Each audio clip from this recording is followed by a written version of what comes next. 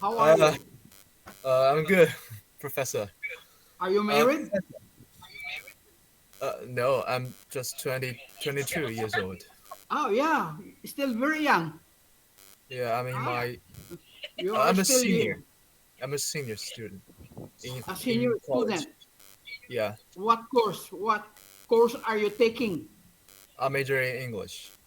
A major in English. Yeah, like you're like Pax, PAX? Pax, Yeah, Pax Abdul. Is yeah, I Abdul know. around? I know him. Okay, but most of our Surah classmates they are single. The ladies they are single. Vincent, Yeah. I have a girlfriend, Professor. you have a girlfriend? Yeah, Oh, perhaps you yeah, can change that to a Filipina girlfriend. my girlfriend is very nice to me. Thank you, Professor. Okay, that's good. That's Professor, good. um, Yes. uh, may I be the first speaker to do the presentation on behalf of Zora? Okay, no problem. Sora Thank you, will Professor. be talking about what? About let me see, the role of sugar, protein, and the fat in diabetes. Okay. Okay, good, Germ. You're already around. Germ? Good afternoon po, Dok. Okay, how is your holiday? Masaya po. Thank you po. Masaya? Okay. Oh, okay. It's good. Okay. It's good. Okay. Are you going to say something, Jem, regarding the presentations, the additional presentation, the additional report? Yes, sir. May suggestion po na hatiin po yung mga report because there are some students po who will not be able to perform second reporting. So in that case, what is your suggestion? Maybe by pair po or by threes, we can uh, share the report po. Okay, that's good. That's good. I think what you should do is you have to present that today. Okay? Perhaps at the end of our class, you present the second batch of reporter. Do you have a PowerPoint? Could you present that in a PowerPoint Uh, presentation? okay, sir. I will fix it po. Okay, Jem. Are you ready, Vincent? Sora, are you ready for your report? Yes, Professor. Okay. Sir Doc Silverio, Yes. another thing po, wala po CPAX ngayon, may emergency daw po sila. Pardon? CPAX po is absent today. Okay. Why? How come Pax will be absent? May emergency daw po sa bahay nila, sir. Okay. Okay, Jem. Okay, Vincent, can you present your PowerPoint presentation now? Okay, Professor.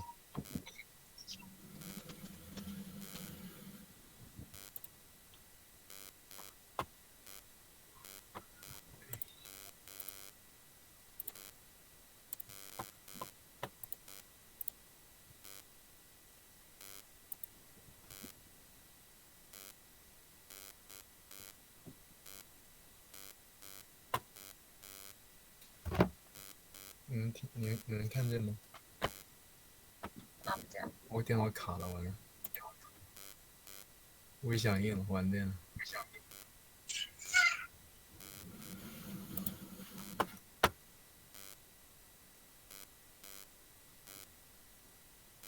Hello. Yes. Sorry, my computer just stuck.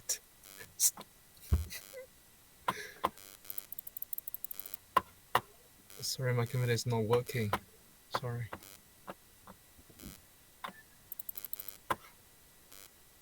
Do you think you could report later on, Denzel? What do you Yes. think? You could Yes. report later on? Yes. No. Yes. Okay, just Sorry. prepare you just prepare the report of Sora. So the next reporter is Peter. Have you reported? Peter, are you present? Samonte.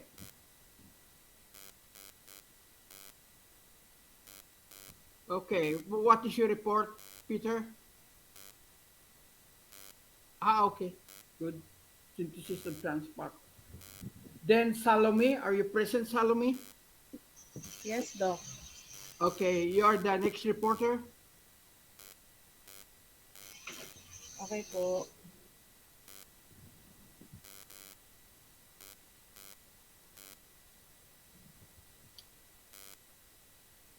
Can you show us your face, Salome?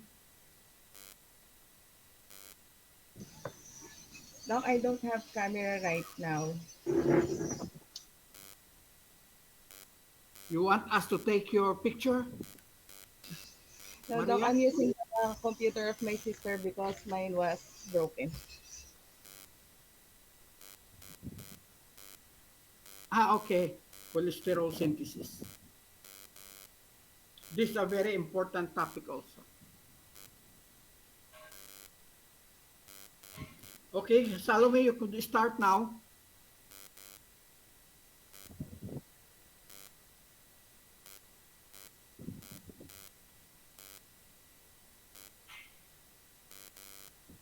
Salome, do you have a sound?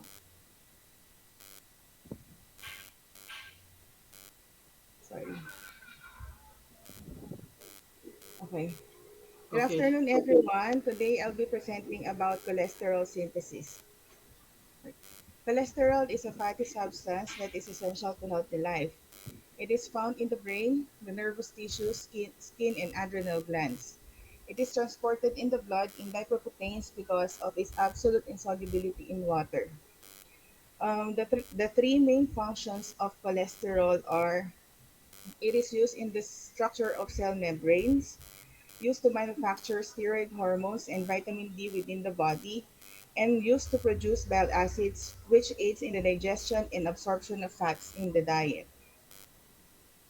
Um, 30% of our cholesterol comes from our diet and 70% from its biosynthesis. The liver and the intestine account for approximately 10% each of total synthesis in humans. All tissues containing nucleated cells are capable of cholesterol synthesis. For the structure of cholesterol, it is a 27 carbon compound with a unique structure with a hydrocarbon tail, a central sterile nucleus made of four hydrocarbon rings, and a hydroxyl group. The carbons are numbered in sequence and the branch hydrocarbon chain is attached to the D ring. It also contains two methyl groups attached at C10 and at C13. The carbon 18 and carbon 19 methyl group of cholesterol lies above the plane containing the four rings.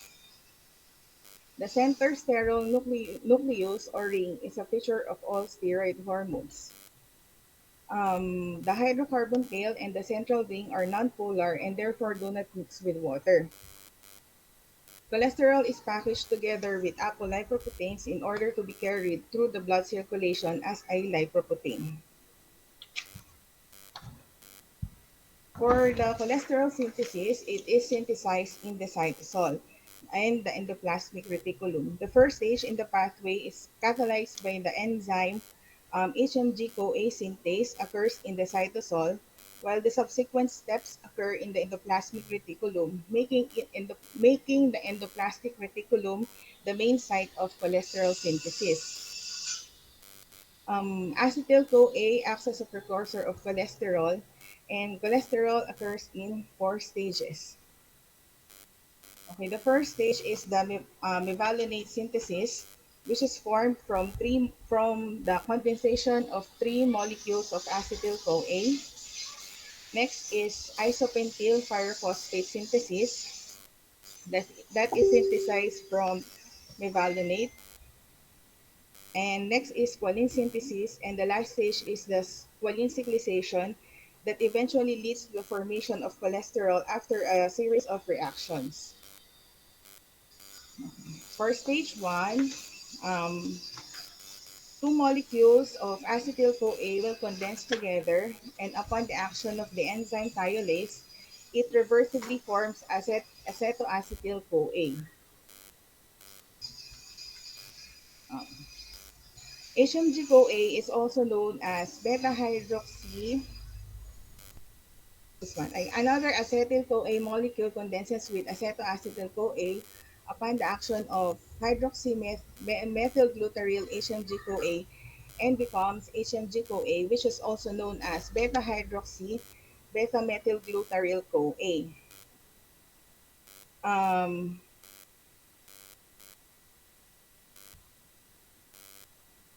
and upon the action of the enzyme HMG-CoA reductase, HMG-CoA um, produces mevalonate, and NADPH serves as the reactant. For stage 2, mevalonate is phosphorylated from ATP to isoprene units or isoprenoids, namely isopentyl pyrophosphate, which can isomerize or interconvert to dimethyl allyl pyrophosphate. For the stage 2 of cholesterol synthesis, there are three phosphate group that is transferred um, from the three molecules of ATP to mevalonate. The purpose of this transfer is to activate both carbons 5 and the hydroxyl group on carbon 3 for the further reaction, which this group will participate. Um, Mevalonate will be phosphorylated by the addition of ATP, and with the action of mevalonate 5 phosphotransferase, a phosphate group will attach to the carbon number 5 and will form 5-phosphomevalonate. Then, then 5-phosphomevalonate will again be phosphorylated by the addition of ATP, and with the action of phosphomevalonate kinase, another phosphate group will attach to the fifth carbon, forming 5-pyrophosphomevalonate. Um, 5-phosphomevalonate will be phosphorylated by the addition of another ATP, and with the action of phosphomevalonate, the carboxylase will produce 3-phospho 5-pyrophosphomevalonate. The phosphate group attached in the carbon number 3 is removed along with the carboxyl group in carbon number 1 through the action of pyrophosphomevalonate carboxylase. Um, this produces a double bond in the fifth carbon product, in the 5 carbon product isopentenyl pyrophosphate. This isopentenyl pyrophosphate or IPP is one of the activated isoprenes that is necessary in the synthesis of cholesterol. IPP will then be isomerized to dimethyl allyl pyrophosphate by the enzyme IPP isomerase. In this stage, there are three ATPs that are utilized in the formation of the two activated isoprenes. Uh, in stage 3, um, this is the squalene synthesis. Um, First, we must know that when we're talking about isoprenes, we have a head and a tail end.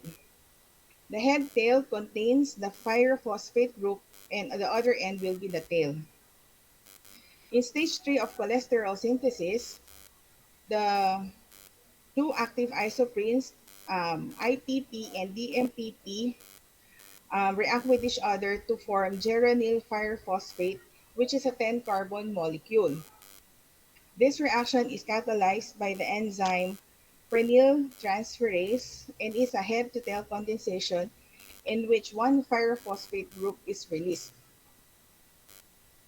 Then another IPP will condense with geranyl pyrophosphate, and with action of prenyl transferase will form a 15 carbon intermediate, which is farnesyl pyrophosphate. Again, this is a head-to-tail condensation and one pyrophosphate group is released. Earlier, um, for the formation of squalene, there should be 6 activated isoprenes that will condense. So we will have the 30 carbon intermediate. So the next step will be the condensation of 2 farnesyl pyrophosphate. The other farnesyl pyrophosphate came from another condensation reaction of the 3 activated isoprene that is similar to this one. A head-to-head condensation of farnesyl pyrophosphate is catalyzed by the enzyme squalene synthase with NADPH as a reducing agent and will release 2 molecules of pyrophosphate to form the 30 carbon squalene. For stage 4, the final stage, this is the conversion of the linear squalene molecule, linear structure of squalene to form the 27 carbon molecule. Um, Squalene in this image is oriented in a way that we will be able to see how the structure of cholesterol is formed starting from the formation of the steroid nucleus. All sterols have 4 fused rings that from that form the steroid nucleus and is labeled as A, B, C, and D. The enzyme squalene monooxygenase adds a single oxygen atom from oxygen to the end of the squalene, forming an epixoid. NADPH reduces the other oxygen atom to H2O. The double bonds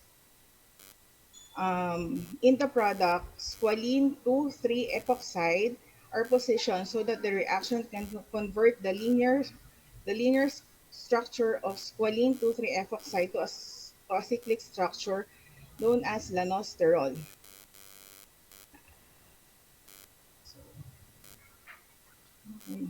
With the action of the enzyme cyclase, lanosterol is finally converted to cholesterol by a series of 19 reactions that includes the migration of some methyl group and the removal of others. For the regulation of HMG-CoA reductase, um, we have 3 reductions. The first 2 are long-term regulation, while the covalent modification is a short-term regulation.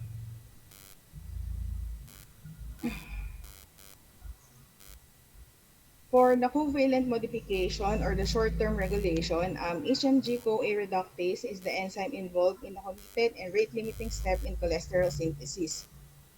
Um, HMG-CoA reductase will be deactivated by attaching a phosphate group to the enzyme.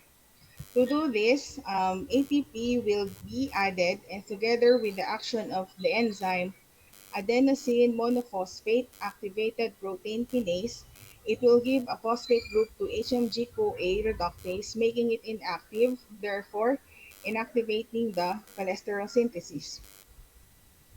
This reaction is reversible, in which if you wanted to remove the phosphate group in the enzyme, you will hydrolyze it by adding water, and the enzyme HMG-CoA reductase phosphatase will catalyze the reaction.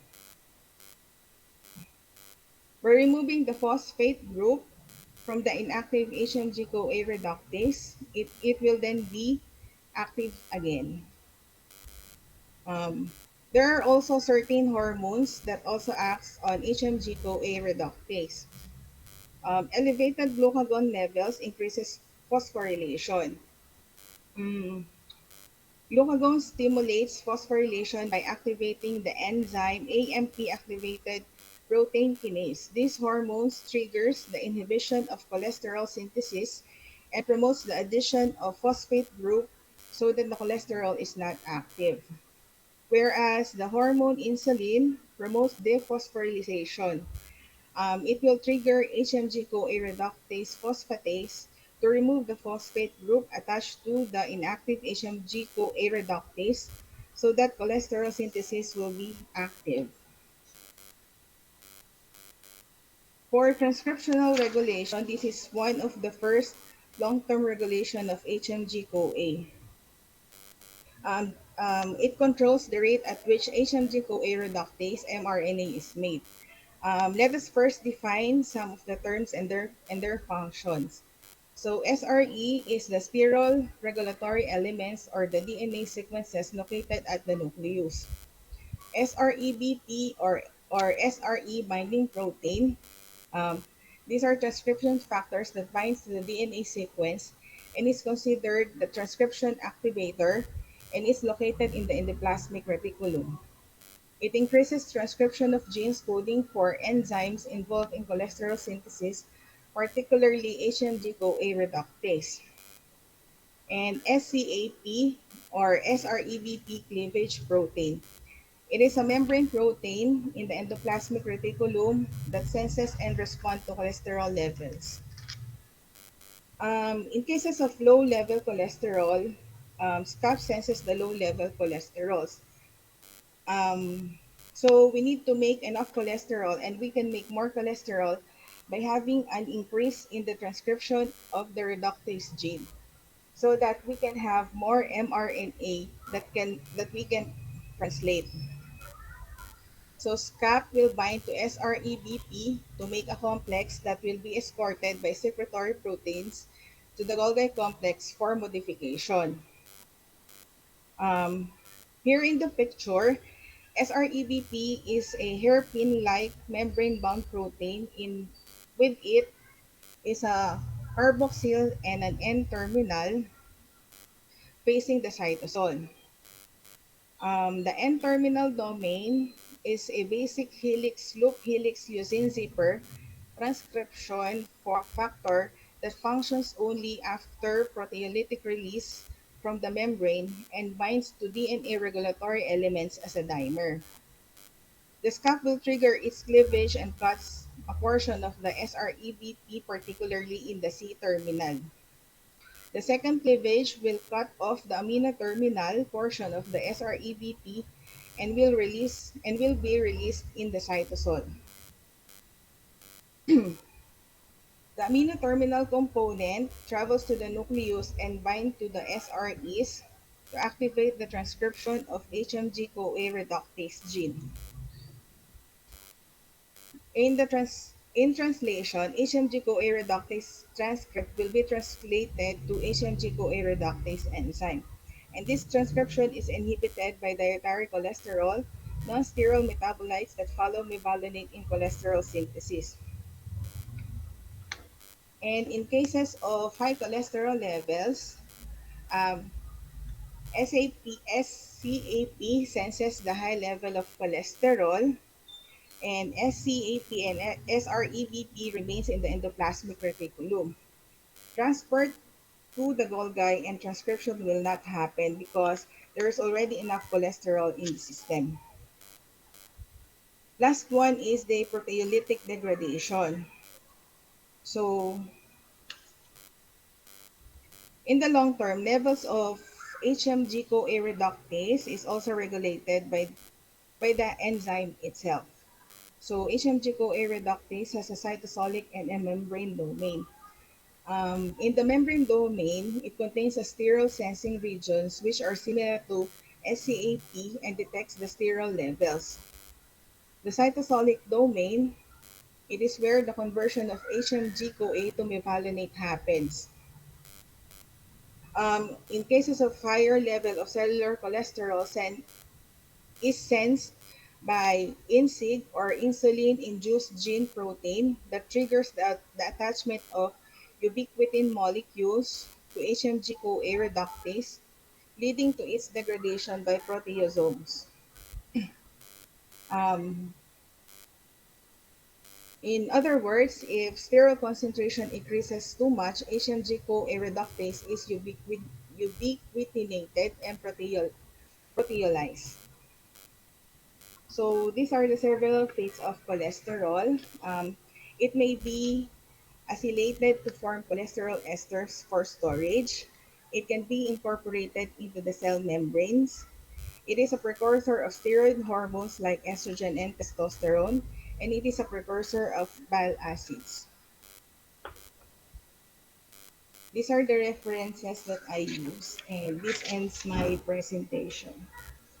Okay. Can you show us the Maria? Can you show us the pathway, the first pathway?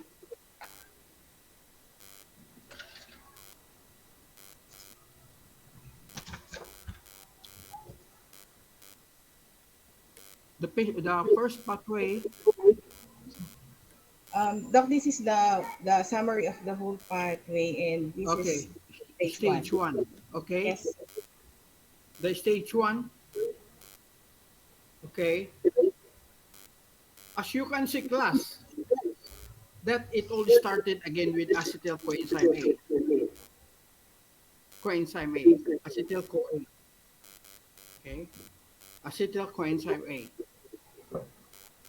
And of course, in the presence of an enzyme thiolate, what will happen is that the CoAH will be removed and then it will be converted to acetoacetyl-CoA.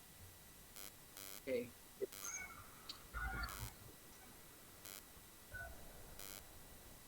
Now you know that the acetyl enzyme CoA is really very important because it is a precursor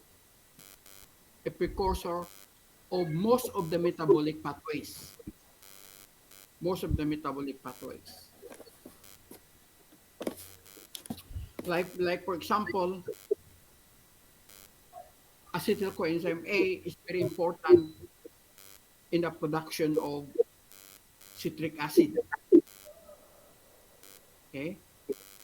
It is also a very important acetyl coenzyme A is also very important in the synthesis of fatty acid through beta oxidation. And we know that cholesterol is one form of fats. Okay. Now, what is being regulated in here, as you have presented, is the HMG-CoA enzyme. What is regulated in here, and what are the regulations involved, Salome, of these HMG-CoA enzymes? What are Um, there are three uh, three ways by which this enzyme could be regulated. The Doc, first, huh? The first um, step,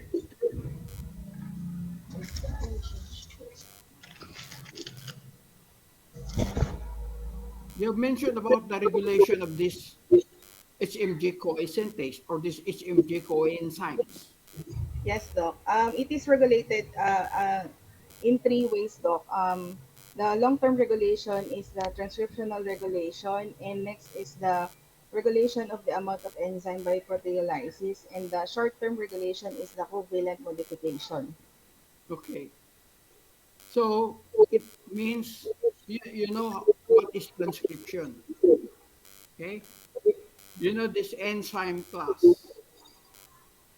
By the way, Maria Salome, what is being transcribed? The reductase transcript po, the reductase gene. The reductive, and what is that? What is that? That is the what that is being transcribed. HMG CoA reductase, Doc.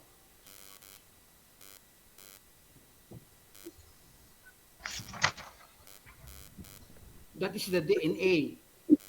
Yes, Doc, DNA. That is the DNA.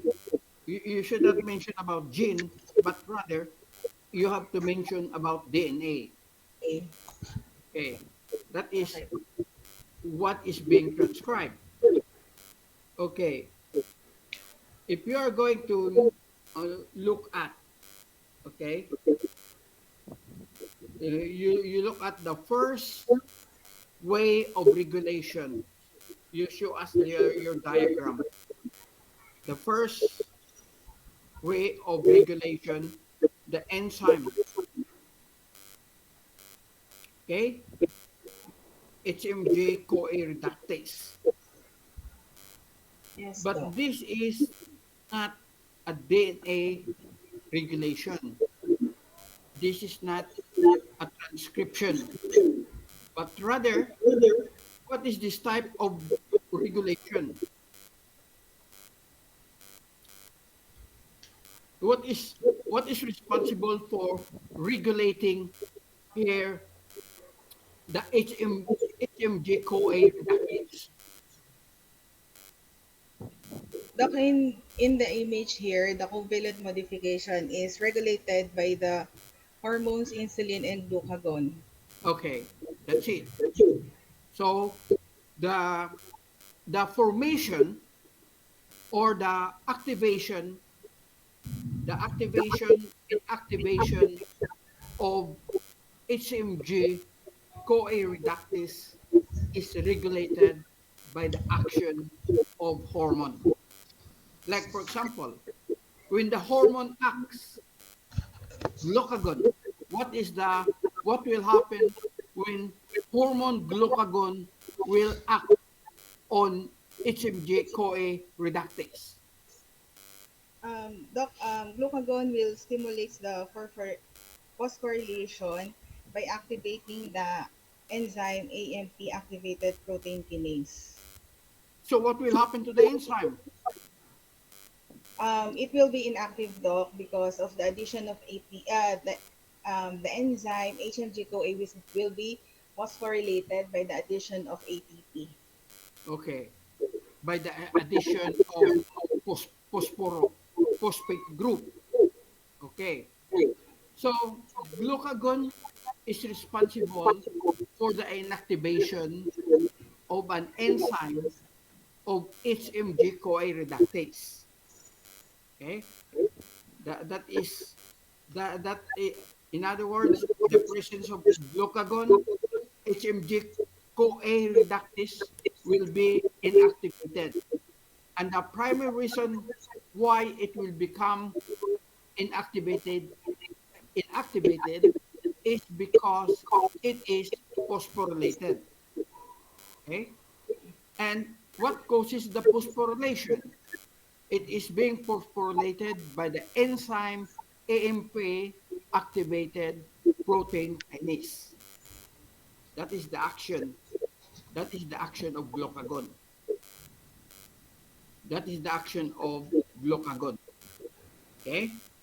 So then the HMG CoA reductase will become again activated. And this is by the action of what? By insulin, Doc. By insulin. Okay? By the action of insulin, by the action of insulin, wherein wherein the HMG CoA reductase will be what in order that it will be activated. What will It will be hydrolyzed, Doc. it will be hydrolyzed? When it is hydrolyzed, what happened? Um, it will release the phosphate group from the inactive HMG-CoA reductase. Okay, so the HMG CoA reductase will be dephosphorylated. Salome? Yes, It Doc. will be dephosphorylated, and so because of that process, it will become active again. Okay, so you can see now, you can see what will happen if the enzyme is inactive. Okay? Then when the enzyme is inactive, you go to the pathway. What will happen? What will happen to the pathway? What will happen to the acetyl coenzyme A? Will it be converted to the acetyl coenzyme A? So this is what is being shown in here. But one thing here is that the inactivation is caused by phosphorylation of the enzyme HMG-CoA reductase. Huh? Okay, did you understand this class?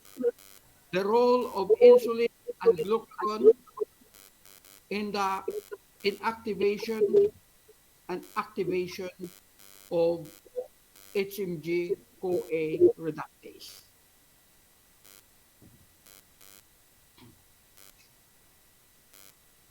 Okay, you go back again. Then what is the next regulation? The transcriptional regulation, doc, this is one of the long-term regulation. So in this case, class, it has something to do with the DNA. And we know that the DNA, when it is transcribed to messenger RNA, when it is transcribed to messenger RNA, then it is translated to protein. Okay.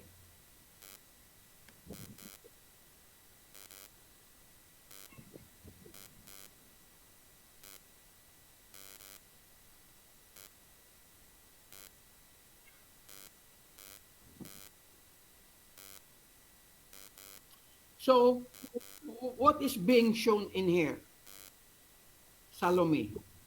What is being shown in here, Salome? Doc, in this image, it is low cholesterol levels in which the SCAP senses the low level of cholesterol. And SCAP will bind to the SREBP to make a complex that will be escorted to the Golgi for modification. In the Golgi, two cleavage will happen, and the first cleavage is happens here in the C terminal.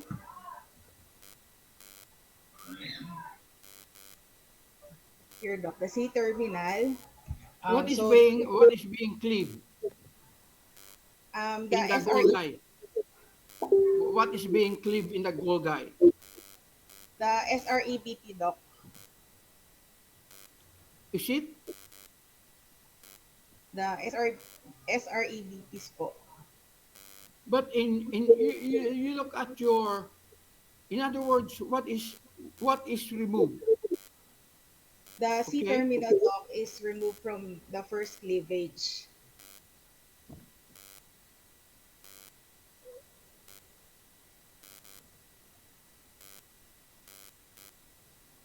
So you start with the AR. So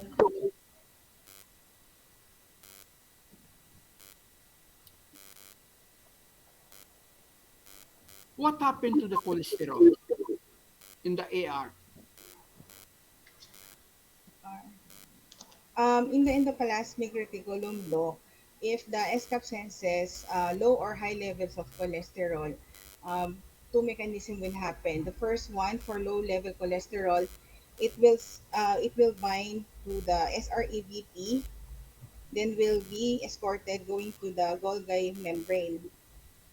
In the Golgi membrane po, two proteolytic cleavage will happen. The first one is the removal of the C terminal of the SREBP. Then the second one is the removal of the N terminal. And this one will be transported to the nucleus and will bind to the SRE for transcription. Transcription. So Now, okay, as you can see, the DNA binding domain plus the DNA, you just follow.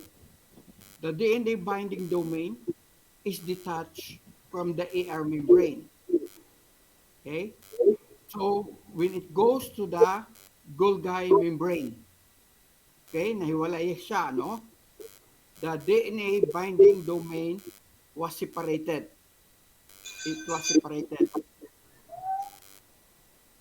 And then, what will happen is that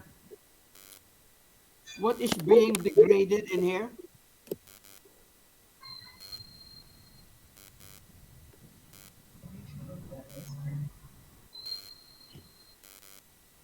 what happened to the SRA?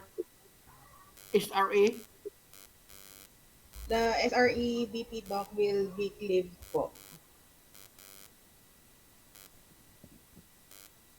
But but in your but in your diagram, the SRBP will bind into the DNA. Doc, SREBP will be cleaved. So this one, the C terminal will be removed. And then the N terminal of the SREBP will be the one to bind with the DNA going to the nucleus.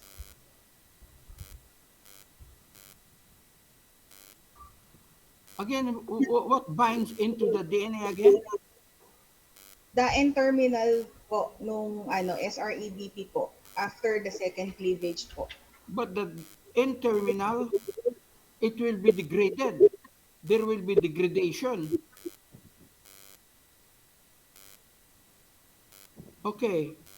The in other words, it is the SR SRABP will bind into the DNA through that N terminal in there. Now, once it binds into the DNA, what will happen? Um, Once the SRA will bind into the DNA, what will happen? it will proceed to the transcription of the HMG CoA reductase gene po. Okay, that's right. Okay, that's right. Okay. Now you have an arrow there, degradation. So what will happen if that SRABP will be degraded?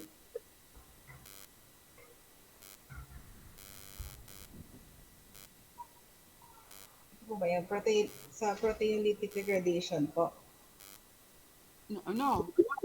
It has proteolytic degradation. But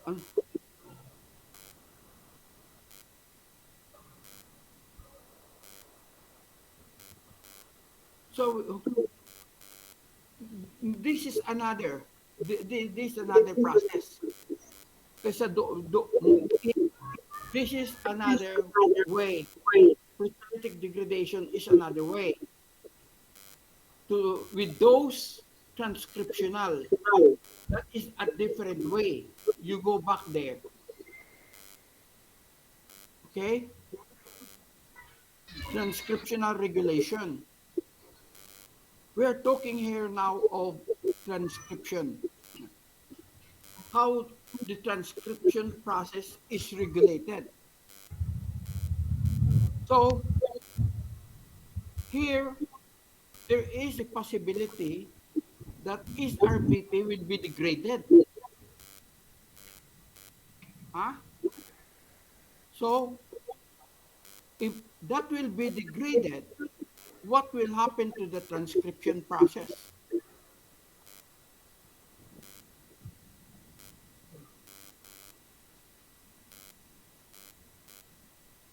Can you see that? Doc, there will the transcription will not materialize if SRE Okay, is degraded. okay, that's it. That's why you have degradation there. That is regulation. Okay. And what is RABP? What is that? RABP is a what? RABP. RABP. What is that?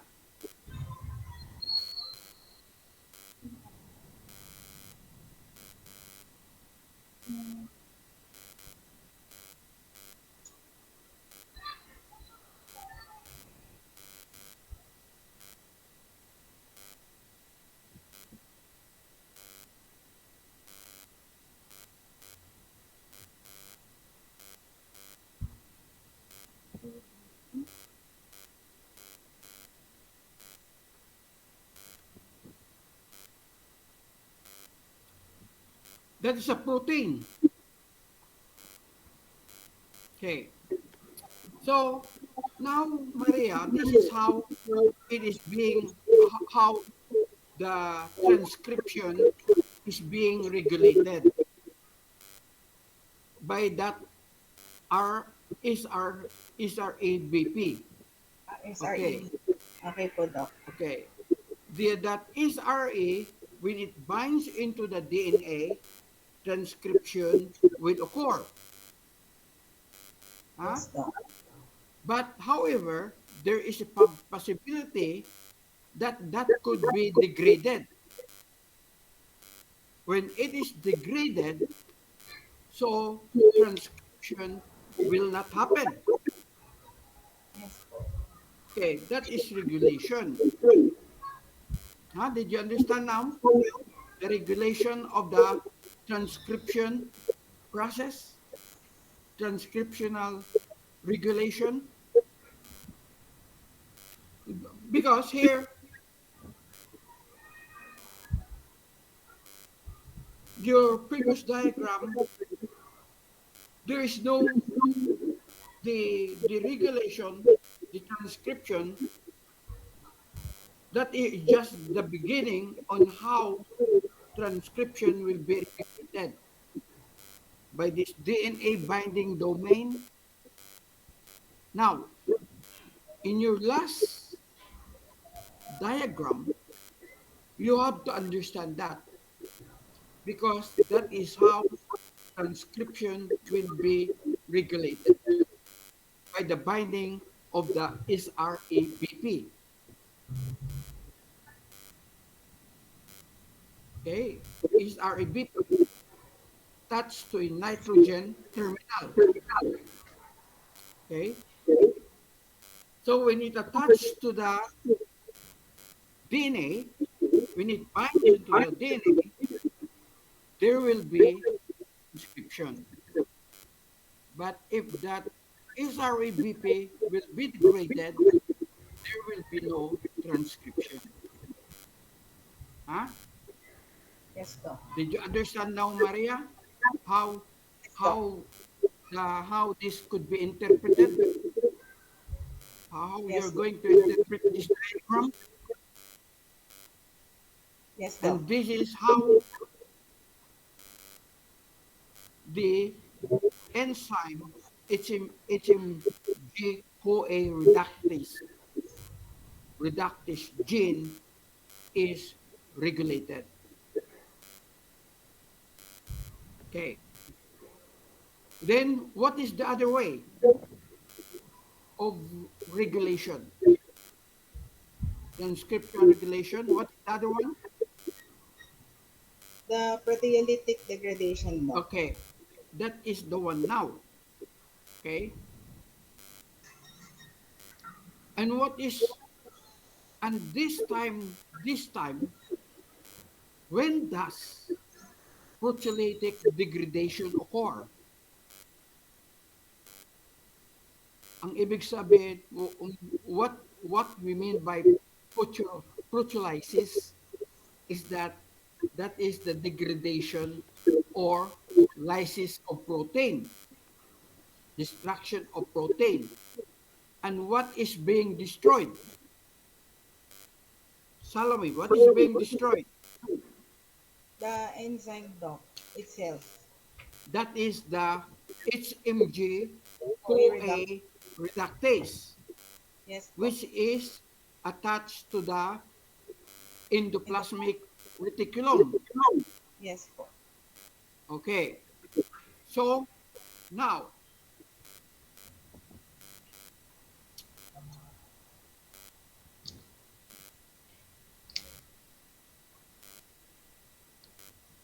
what is the role of the sterol? In cases po of high cholesterol or sterols, an insulin induced protein, gene protein or INSIG will triggers the attachment of the ubiquitin molecule to the enzyme po. Then, Then, this ubiquitin molecule po marks the protein for degradation by the process of ubiquitination. It will then be proteolyzed or degraded po. okay. So it is a sort of a recognition by the binding of the sterol into the HMG-CoA reductase will cause its degradation. Huh?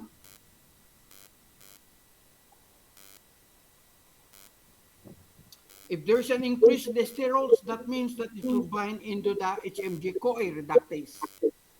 And then a proteolytic enzyme will degrade that. There will be degradation of the HMG-CoA reductase.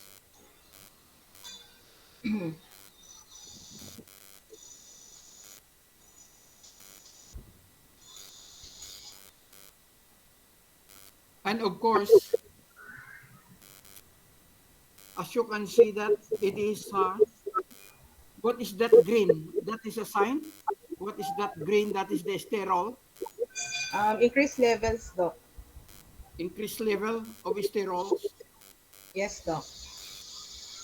will result to proteolytic Degradation. degradation of Yes. HMG-CoA reductase. Okay, so the these are now the process by which this HMG-CoA reductase is regulated. First, by the action of hormone. Okay, by the action of the hormone, and the second is by transcription process, and third is by the action of a proteolytic enzyme by means of the sterol. You increase the sterol, there is a chance that the HMG-CoA reductase will be destroyed or it will be degraded. Okay, did you understand now, Salome? Yes, doc. Okay. Anyone who has question about the regulation of this enzyme HMG-CoA, which is very important in the synthesis of cholesterol. So remember that there are three ways by which this enzyme could be regulated: by hormonal, by transcription process, and then by the action of a proteolytic enzyme. Okay, you go back to your Maria. You go back to your pathway.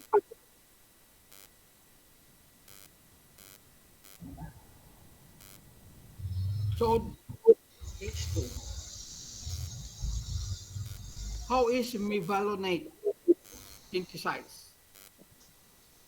Mevalonate, doc, is synthesized by condensation of 3-acetyl-CoA. Acetyl coenzyme A, Yes po. acetyl CoA. So mevalonate.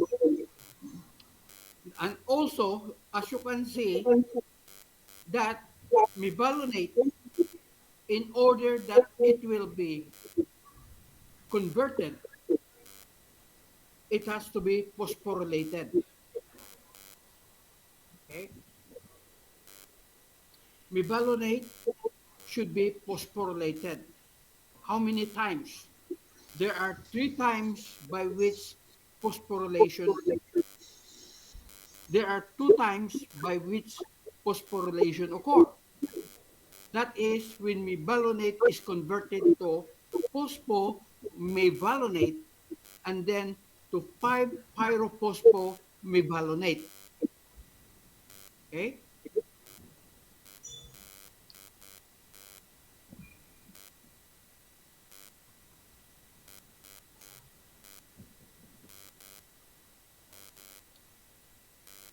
And then how is squalene synthesized?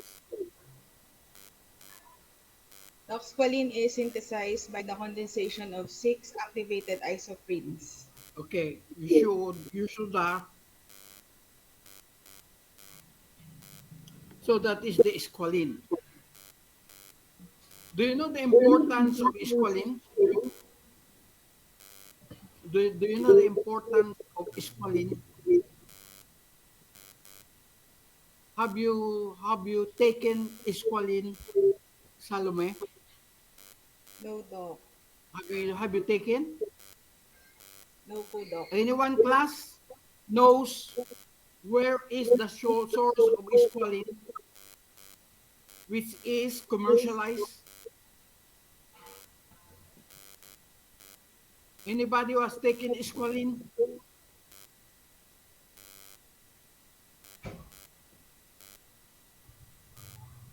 Anyone? You do not know? Salome, where usually squalene is taken? To reduce cholesterol and triglycerides, Doc. What marine animal Ay, has good source of squalene? Shark po. sharks po. Huh? For the omega-3. Pardon? Fish, Doc. What kind of fish? Sharks, Doc. Okay, Raquel. Shark. Why is squalene important? What is the importance, Raquel, of squalene based on your readings? Um, I tried that before, Doc, but they told me to take it. So it You could tried. most, Why yes, did you try it? um, my aunt made me it. She told me that it's kind of like a moisturizing. It has a moisturizing effect and it's good for the liver, something like that, Doc. Okay. Moisturizing effect. What? Did you apply that external or you have taken that? Uh, I, I've I've taken internally, Doc. It's kind of like fish oil. Okay. It's It's a it's just a supplement fish lang. oil. Yes, It's a fish oil. yes, Doc.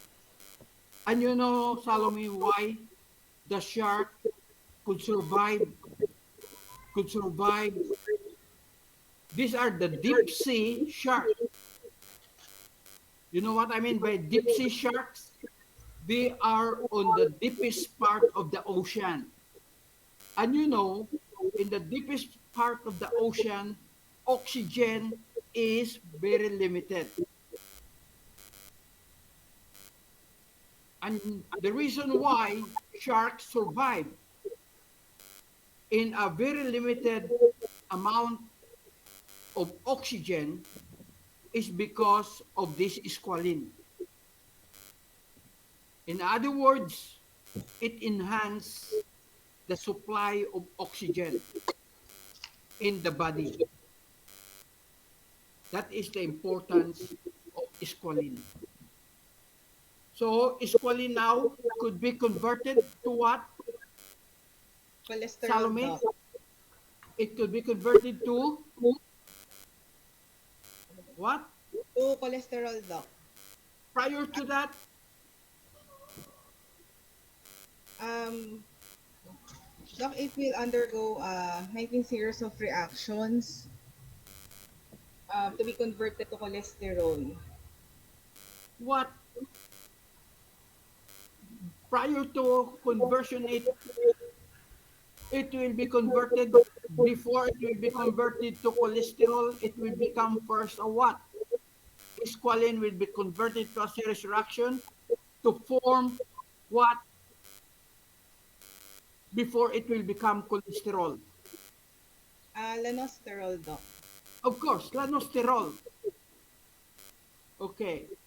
Squalene could be converted to lanosterol. Okay. And then eventually it will be converted to cholesterol. Okay.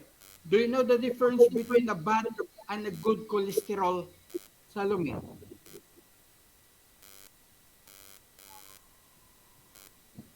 Doc, the good cholesterol are the ones that we can ingest or we can take for that will give us a healthy diet, while those bad cholesterol will lead us to some medical conditions, which is as much as possible we must not take.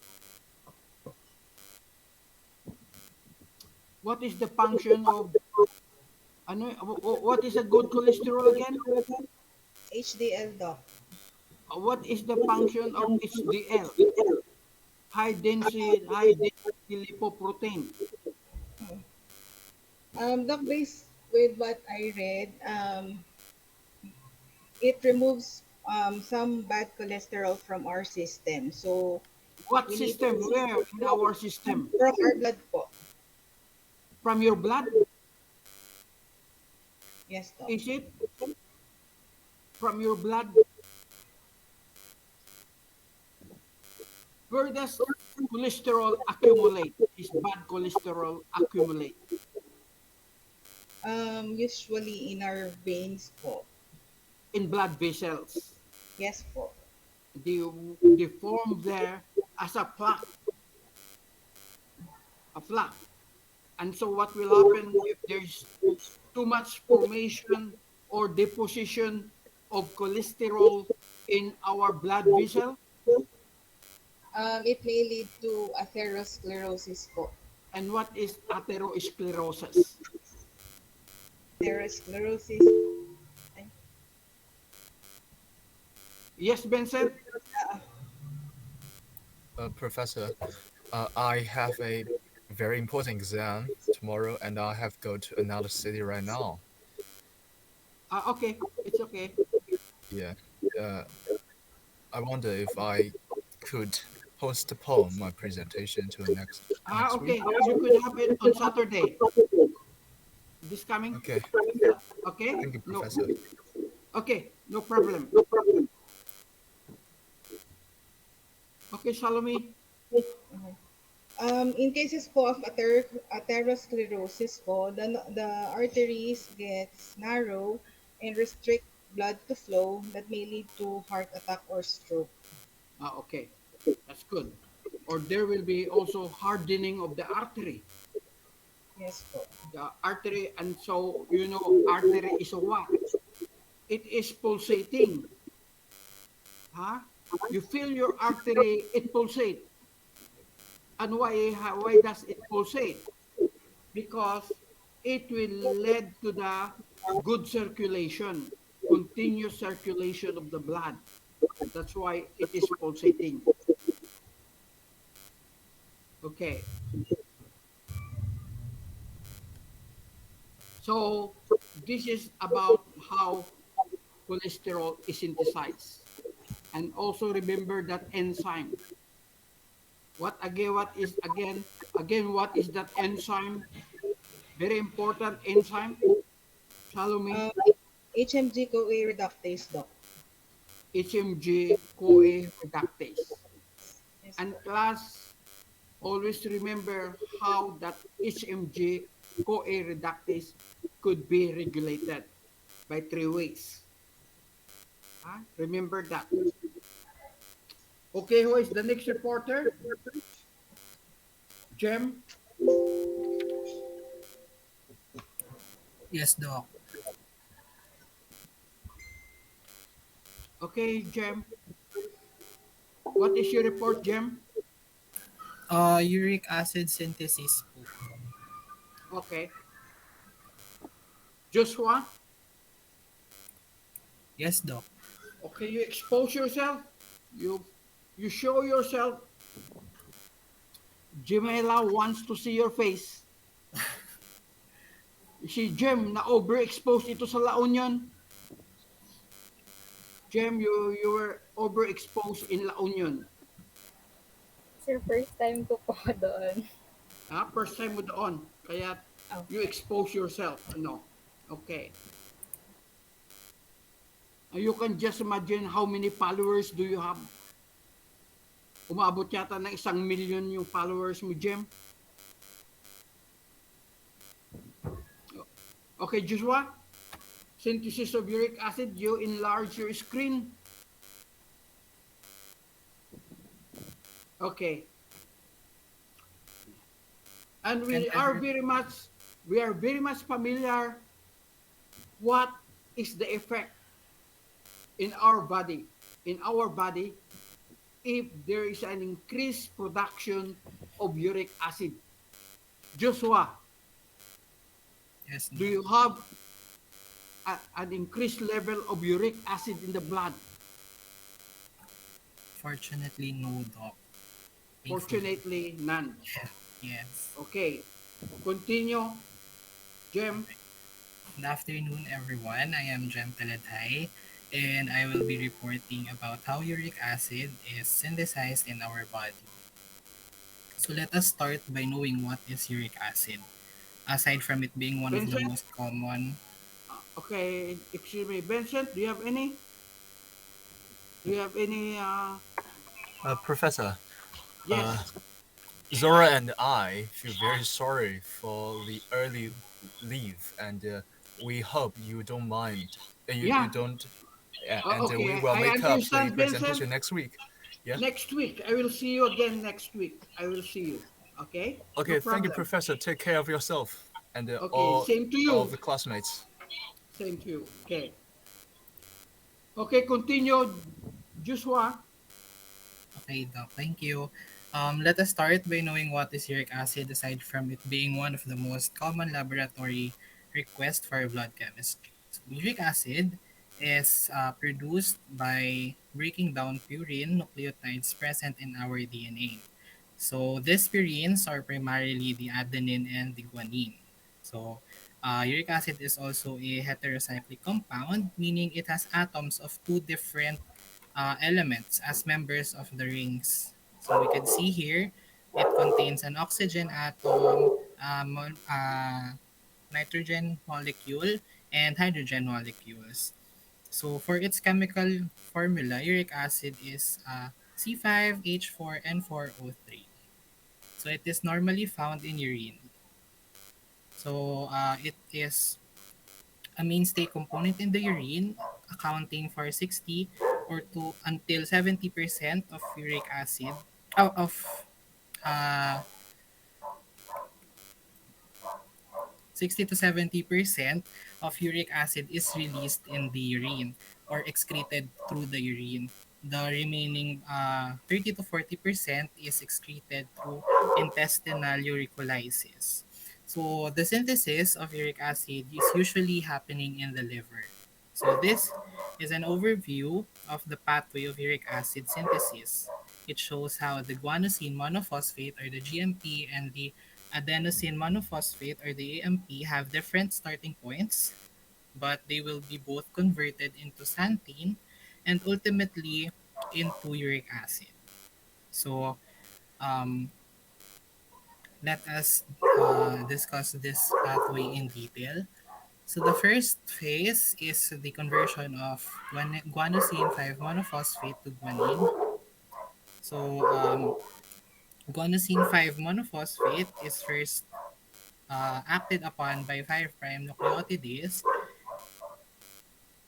to remove the phosphate group, resulting in guanosine. Then this guanosine will then be acted upon by a nucleosidase in order to remove the ribose. in order to produce guanine. So this ribose is removed by the nucleosidase. Second phase is the conversion of AMP to hypoxanthine. First, the adenosine 5 monophosphate is acted by the 5' nucleosidase to remove the phosphate group, resulting in adenosine. Then the adenosine deaminase will act upon the adenosine in order to convert adenosine into inosine. So the inosine will be um, acted upon by the nucleosidase in order to produce the hypoxanthine, removing the ribose group from the inosine. Then, for the third phase, guanine will be acted upon by the guanine deaminase for it to be converted into xanthine, while the hypoxanthine will be acted by the xanthine oxidase to produce xanthine.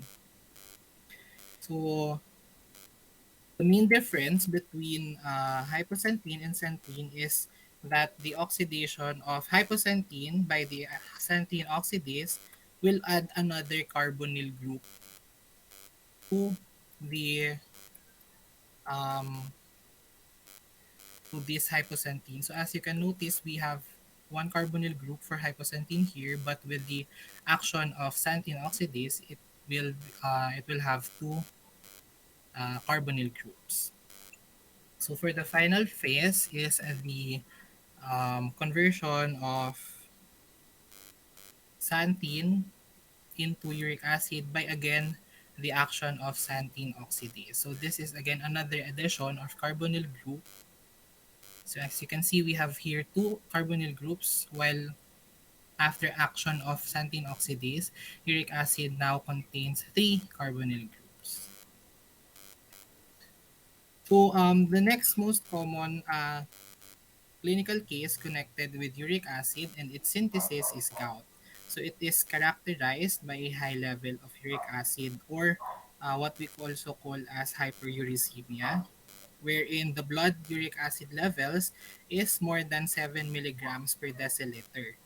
So uric acid levels are uh, 80% of it is from purine breakdown or catabolism, while the remaining 20% came from our diet. So it is also a result of either overproduction or under excretion of uric acid. So it is the accumulation of uric acid with the form of monosodium urate, which is usually found in and around our crystals. So the crystals, the oversaturation of these crystals in our synovial joints causes the pain and inflammation that is unique to gout. So the diagnosis of gout is usually through synovial fluid aspiration and examining the fluid under a polarized light microscope. So as you can see here, the needle-shaped crystals is the monosodium urate. So regardless of the color, because the light microscope, polarized light microscopy differs gives color to the shape. However, depending on the how the light enters the crystal, it gives different colors. So it can either be blue or yellow depending on how the light interacts with the crystals. But regardless, it still retains its blue, its shape, its needle like shape. So, for example, as you can see in letter C, it it gives off a yellow um, light because the orientation is parallel to the slow axis, and it is called negative birefringence, which is the characteristic of uric acid of monosodium urate. While if the same crystal is acted upon by a light perpendicular to its axis, it will appear color blue, seen here in letter A. So if the light hits the crystal at a 45 degree, it would disappear. It would not give off light.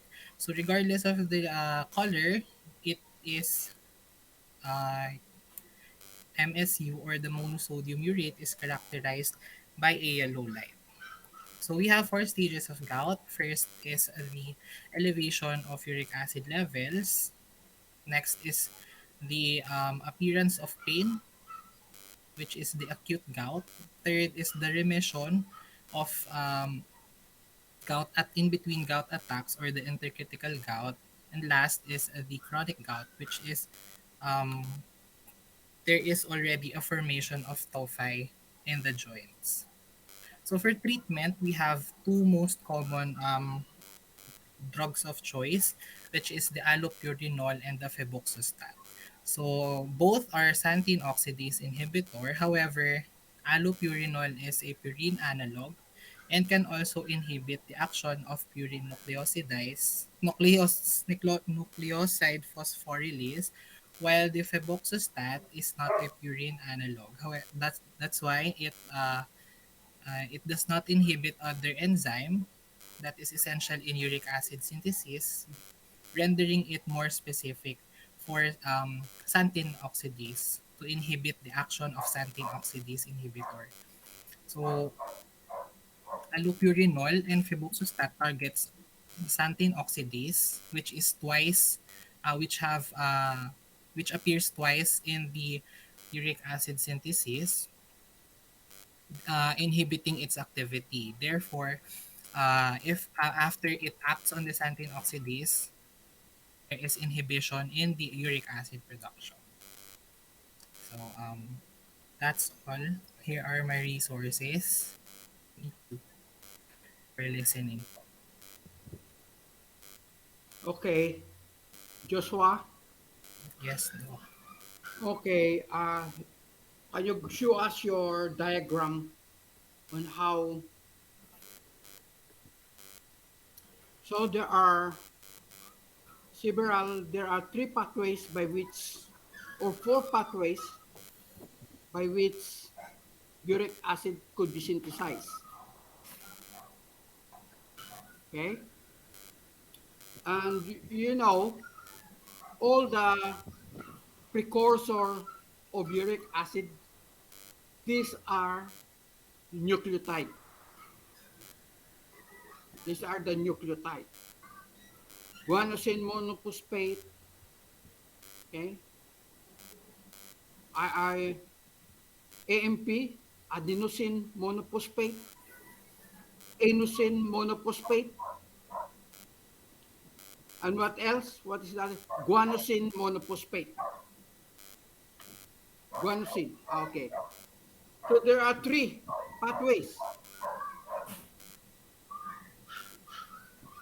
Okay.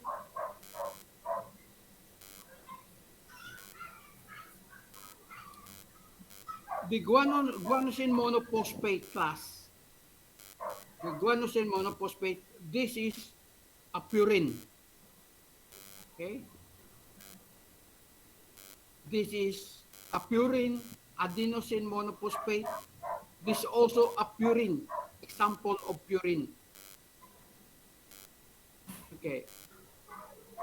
Inosine monophosphate. Okay, what happened? So the guanosine monophosphate, it has to be removed. The phosphate group should be removed. The sugar should be removed, and then it will be converted to guanine. And what will happen to guanine? Guanine will be converted to xanthine. Okay. And then xanthine will be converted to uric acid. Okay. The same also with AMP. How about the IMP Joshua? There are actually, doc, this pathway is I got it from Leninger.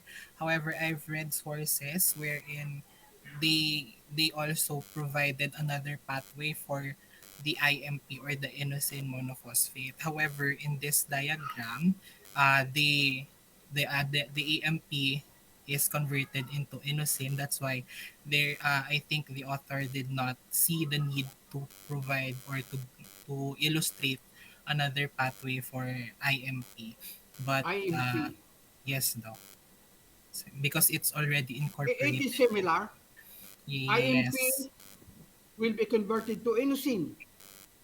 The same with yes, adenine. doc. Ah, it will be converted to inosine. Hypoxanthine. Ah, and then inosine will be converted to hypoxanthine. That, that Yes, is doc. that is how.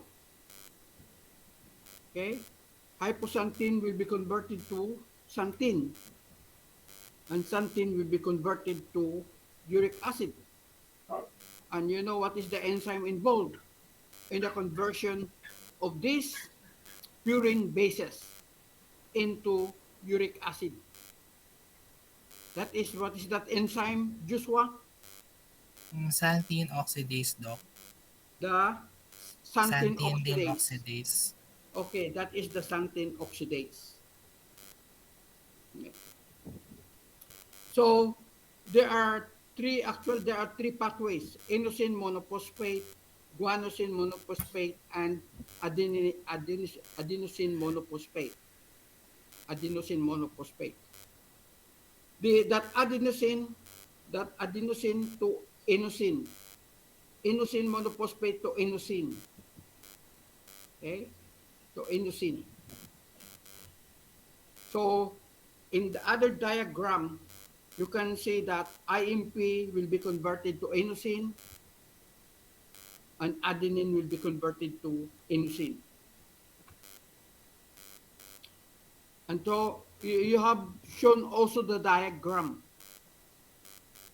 about how these drugs work, how Yes, this, doc.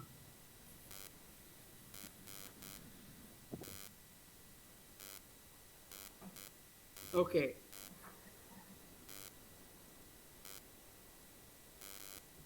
So what do you call these drugs, Joshua? They are called what? This Um, allopurinol or fibusox, fibu, fibusostat. They are called um, what? purine analogs drugs po, doc. Purine analogs. Okay? Why is it they are called purine analogs? Because they somewhat resemble the xanthine oxidase, but it differs in mechanism of action.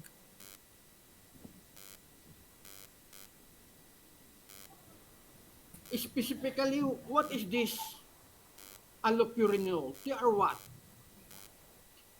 Why uric acid could not be produced in the presence of this allopurinol or Um, fibusostat? Shucks. Because they inhibit the action of xanthine oxidase, Also, they are called what? inhibitor drugs. Okay, they are called inhibitor drugs. They inhibit, they inhibit the enzyme. Okay, they inhibit the enzyme.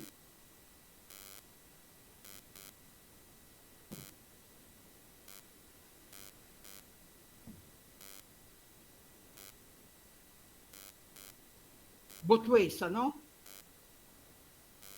They Yes, inhibit the enzyme that is responsible for the conversion of hypoxanthine to xanthine and then conversion of xanthine to uric acid.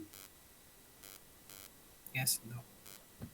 Okay, and how is the why is it that there is an increase in uric acid?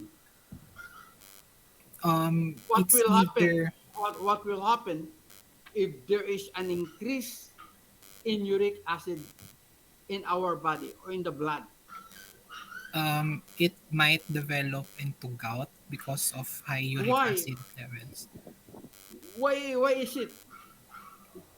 Why it develop it into gout? Well, Because the oversaturation of uric acid levels in the blood would result in those uric acid forming crystals together, resulting in monosodium urates. so what?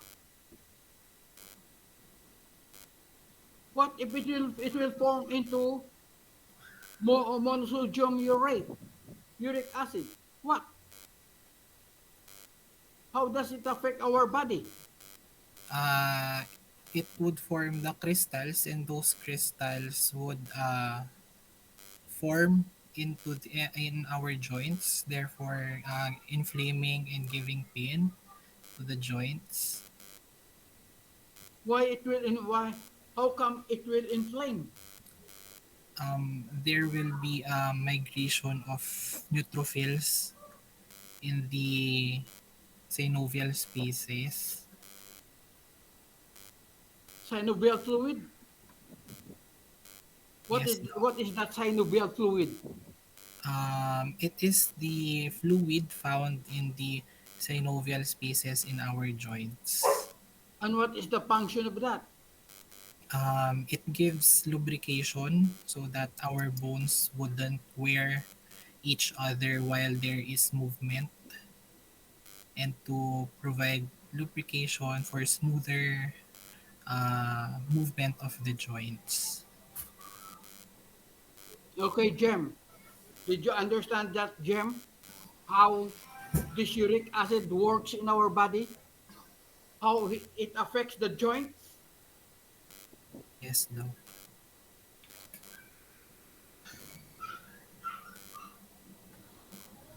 Jaira, are you present, Jaira? Or you are not anymore? Jem, Jaira is already dropped. Yes, sir. Good. Michaela,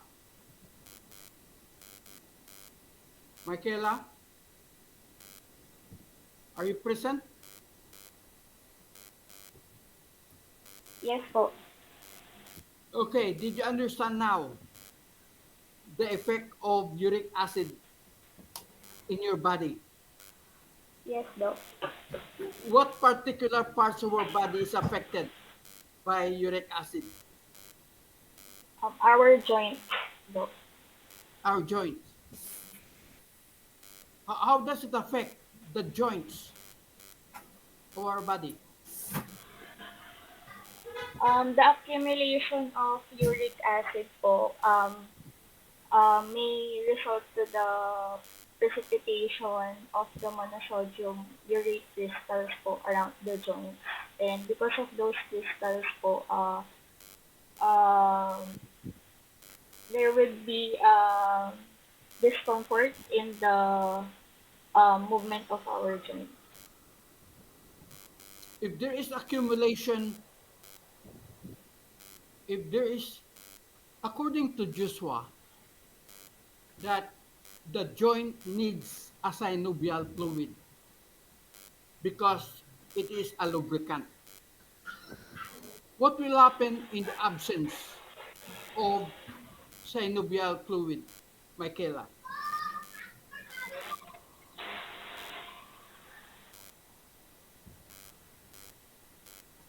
What do you think will happen if there is a low supply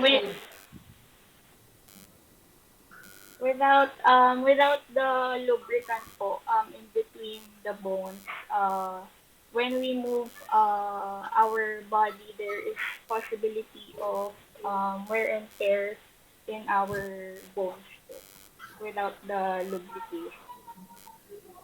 Joshua, what is the effect if there is no lubricant, if there is no synovial fluid? Yes, Doc.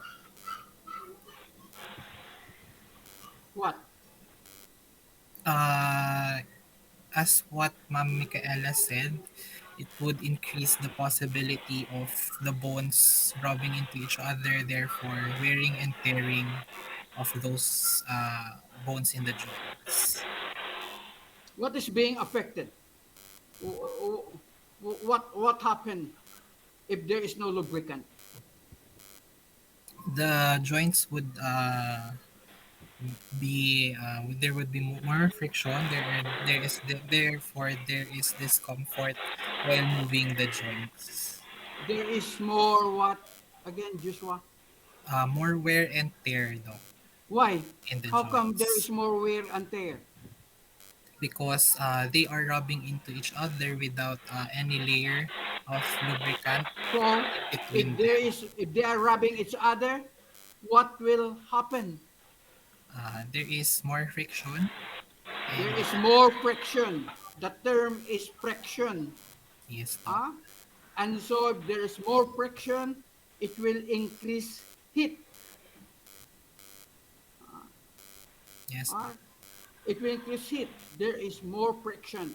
And so, what will happen to the bone? Magagasgas ang bone.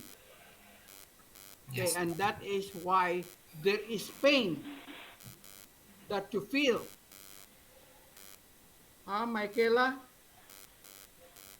Yes po. Angelo? Angel, are you present? Angel, Yes, Doc, present po. what is the use of inhibitor? What is the use of drug allopurinol?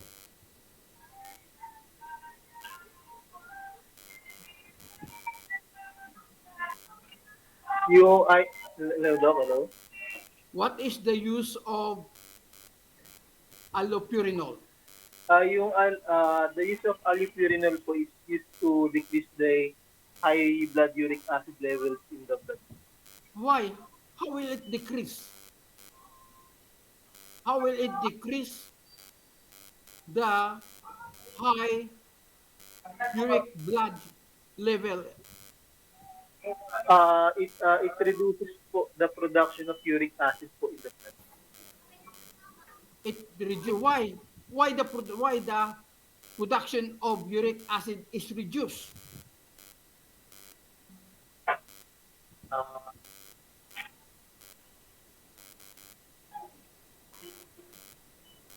Uh, Angel?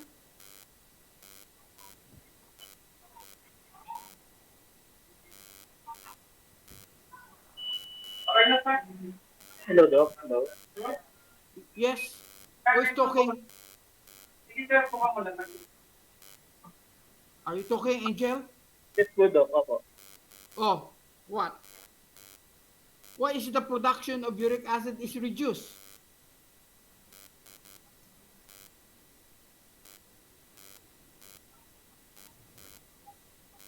The, ano po, Doris, uric acid po, Doc, no? Because allopurinol decreases the blood in the uric acid levels by blocking the enzyme po, the xanthine oxidase po. This enzyme po that helps the make of uric acid levels in the blood po. it will block the action of Yes, xanthine oxidase, of enzyme xanthine oxidase yes po, Doc. in converting xanthine to uric acid. Yes po. Or it will inhibit the enzyme xanthine oxidase so that xanthine will not be converted to uric acid. Jerwell, are you present? Yes, Jerwell, Doc. did you Yes, Doc. understand that? Jerwell, did you understand Yes, what Doc. Angel was? Yes, Doc. The use of allopurinol will inhibit the activity of xanthine oxidase. Therefore, the degradation of xanthine will not proceed to uric acid po.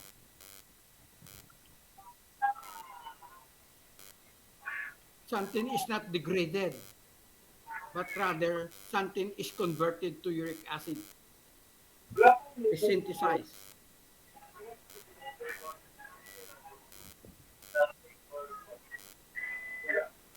Okay, so do you have any question with regards to the synthesis of uric acid?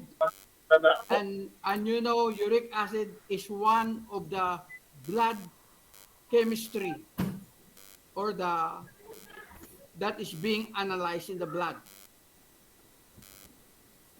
is one of the parameters that is being analyzed in the blood, uric acid. Okay, who is the next?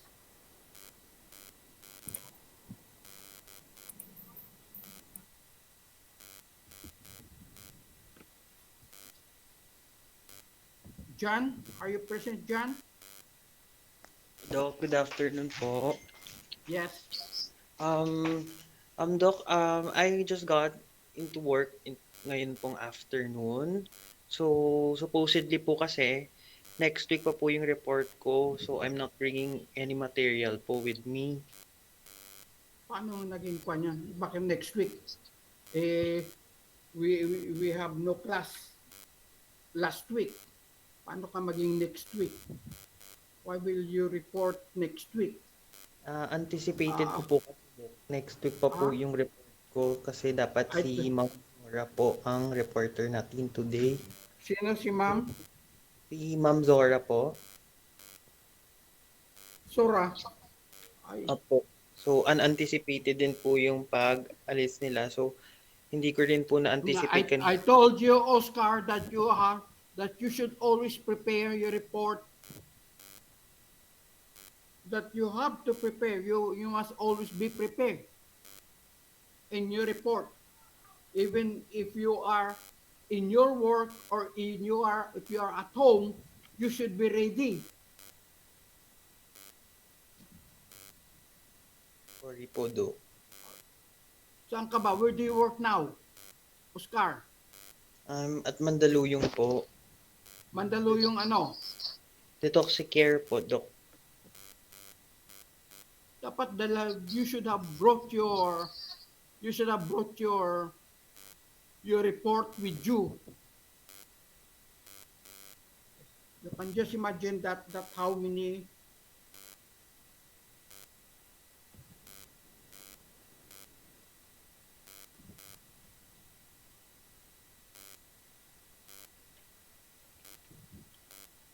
Jem, who will be the second reporter, Jem? Sir, it's supposedly po si Ma'am Zora and then si Sir Pax po, but Sir Pax is not around.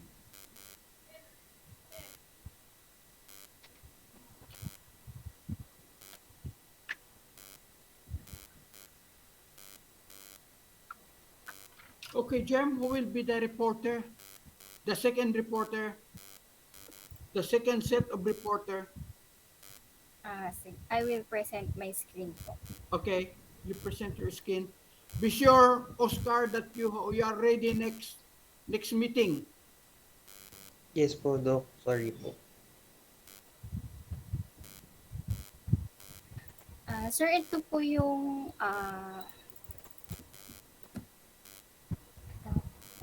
suggestion po namin. Since 16 po kami lahat, may mga magsosunod na lang po na report and then the rest po hati. Para po Okay, what are the reports now? Next week po, Magsa-start po tayo kay Ma'am Zora, yung na-skip po ngayon. Okay. And then kay Sir Pax po. And then kay Sir OJ. Ano ba ang report ni Pax? Yung conversion of proteins to glucose po. Ay, ang role of protein, that is for Sora. Opo, ito po role of sugar, protein, and fats kay Ma'am Zora po. Okay. And then yung sinabi niyo po last week kay Sir Pax, conversion of proteins to glucose po. Then, and then catabolic regulations, kay Sir it will be OJ Oscar. Opo. Tapos Relationship. relationship of glycogen to storage diseases, kynurenza, relationship to other carbohydrate Is metabolic. Norisa around? Sir, may meeting po sila ngayon sa laboratory. So, nag-skip Kasama po siya. mo ba si Norisa, Jem? Hindi po sa ngayon, sir. Hindi, what I mean is that kasama mo sa work, sa PGH, si Hindi Norisa? po, magkaiba po. Sa Andres po si Miss Nori. Where? Andres Bonifacio po. Okay. Okay, Jem, so your report would be relationship to other carbohydrates? Yes, sir, Relationship. metabolic disorders. And for the next topic po, abnormal chromosomes, Miss Micaela and Sir Angelo. Types of mutation and their abnormalities for Sir Alex and Sir Jerwell. Mechanism of action of mutagens on the DNA and protein synthesis for Ma'am Raquel and Ma'am Earl Kirsten. And clotting mechanism for Sir OJ and Sir Kenneth. Blood abnormalities brought about by a chromosomal aberration for Miss Evere and Sir Peter. Mechanism of action of reverse transcriptase from Miss Salome and Sir Jem. And for Zora po, role of current drugs used against HIV virus. Okay. Are you okay with the ano po ba, Sir, hatian? Can somebody also make a report on PCR?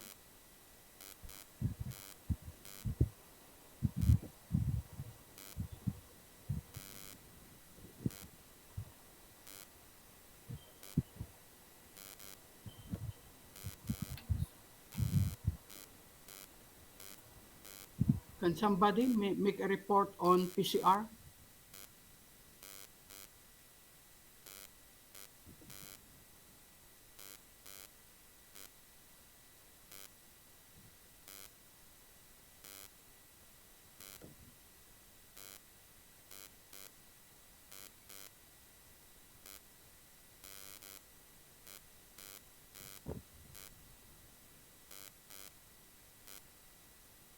Can you show us again the listing, Jem?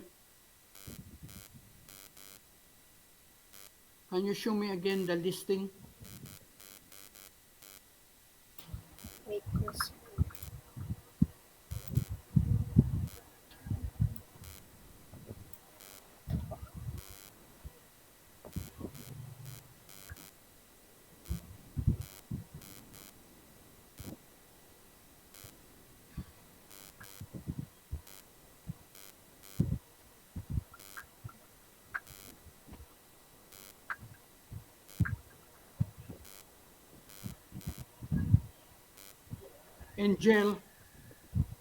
Angel, Angelo, can you report this PCR?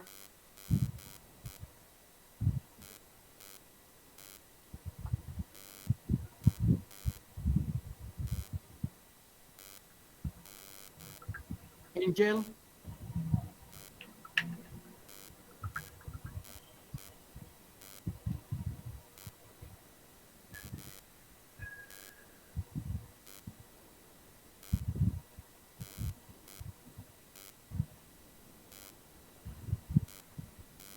Angel, are you around? Yes, Doc. I'm around Can you, po. Angel, can you report on this PCR? Ah, okay, Doc. Sige po. Pero, much better po, Doc, sana may kasama kong nag-work sa, ano, PCR. sa PCR. Or you have somebody in mind? You have somebody from the class who is working on PCR?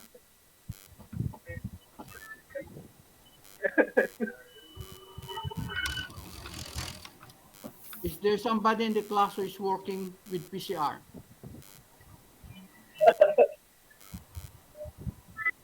Hindi po, Doc.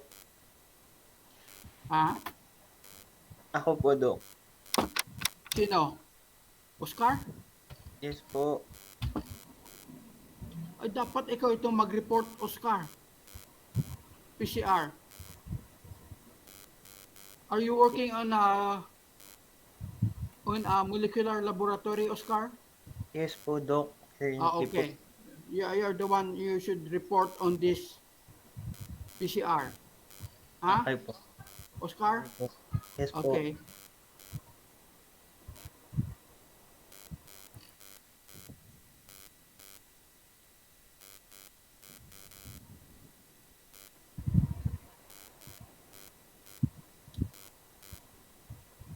Is there somebody who is working on blotting technique?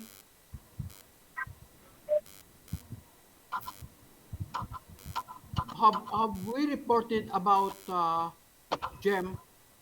Have we reported about blotting techniques Wala po, like sir. Western blot? Wala po. Wala. Can somebody report on Western blot? Yung tigda dalawa.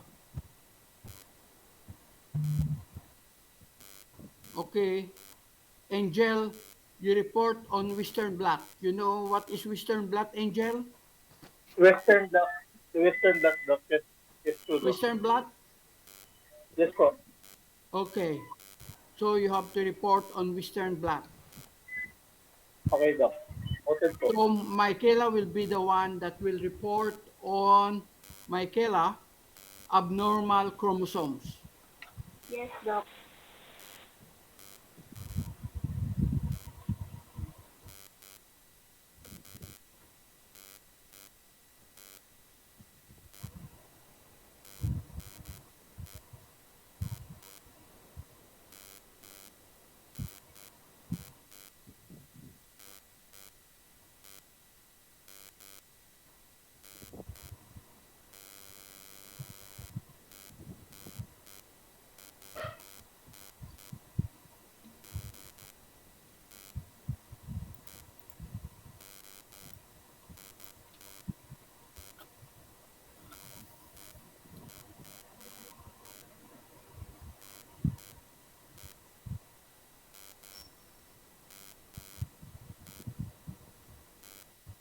How about northern blot?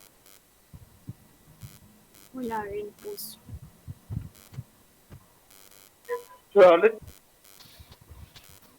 Okay, Jerwell, you will be the one that will report on northern blot.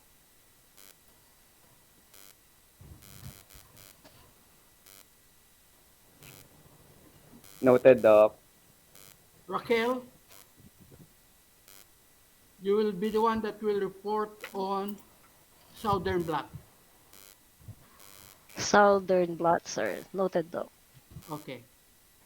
So you have to prepare, and then you have to be very ready for this report.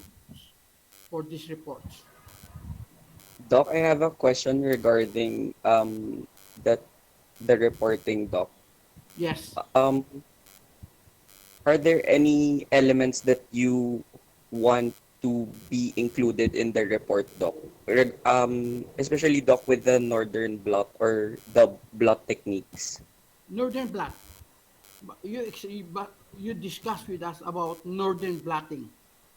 Northern blotting is the isolation of RNA. How RNA is isolated by doing northern blot. Huh? You show us. Okay, how are you going to isolate the DNA, the the the RNA, the RNA, and Noted, then Doc. Thank you po. and and then after isolated the RNA, what uh, procedures are you going to follow? What you will do the blotting techniques now. You are going to use a sort of a membrane.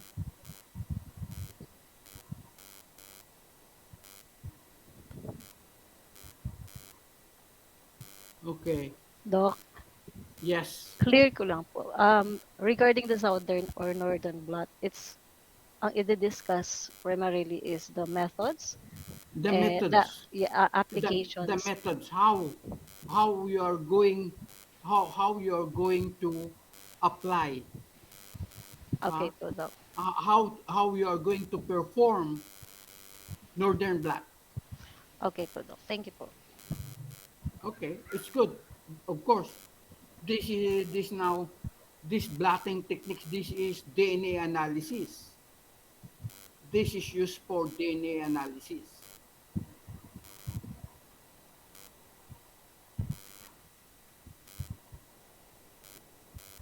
Sa palagay mo, okay na, Jem? Lahat?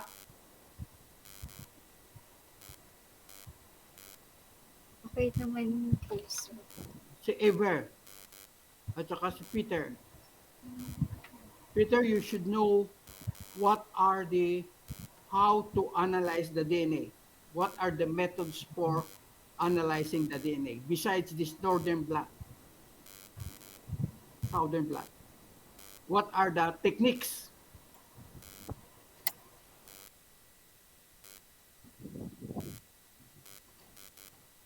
Ang techniques like for example, like for example, conjugation, transduction, transformation. Huh? Have you encountered this? Techniques on DNA analysis.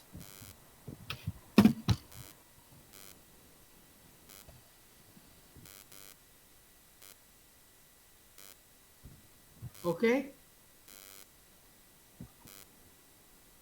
Since there are no reporter now, be sure that you should be ready.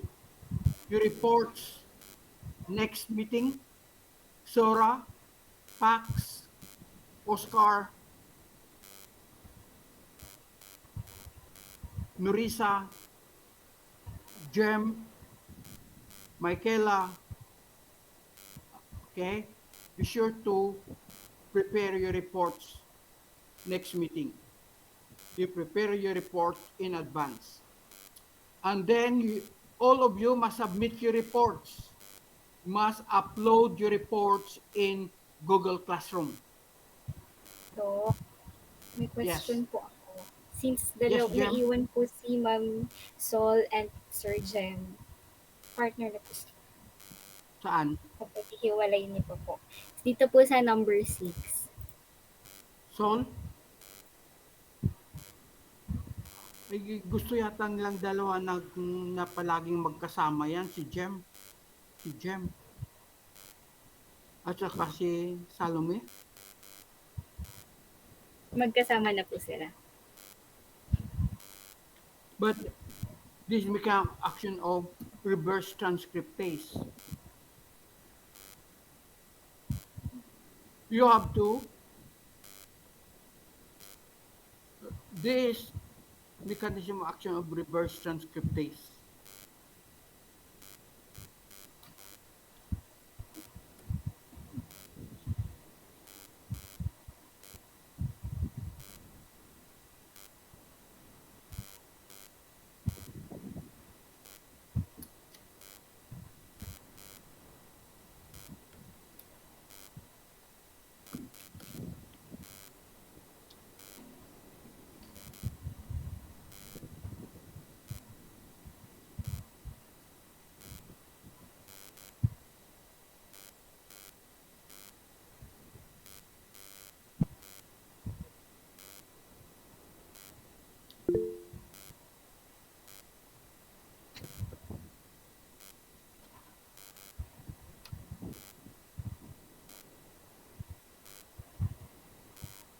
Salome, you have to report on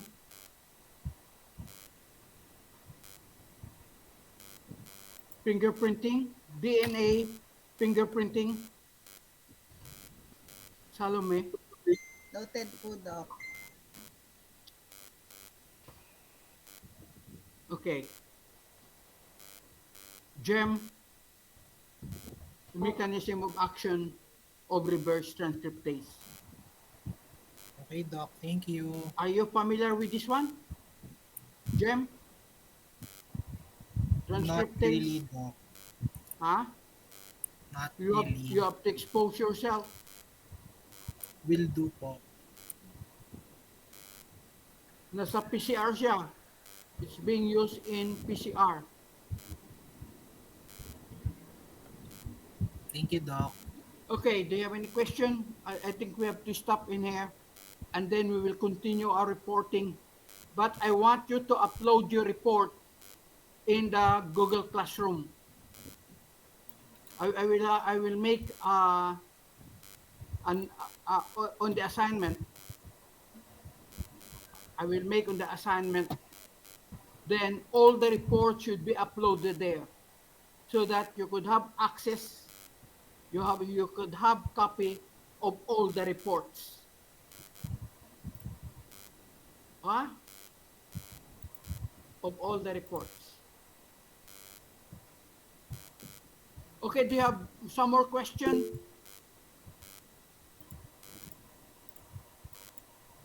So we have to stop in here and then we will continue at next meeting.